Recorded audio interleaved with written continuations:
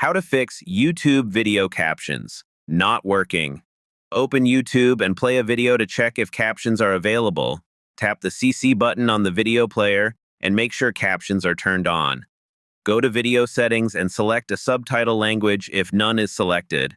Check your internet connection to ensure it is stable and working properly.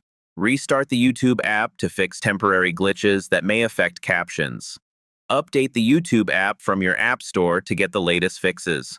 Clear the app cache from your device settings to remove stored bugs. Log out of your account and log back in to refresh your settings. Try playing a different video to see if captions work there.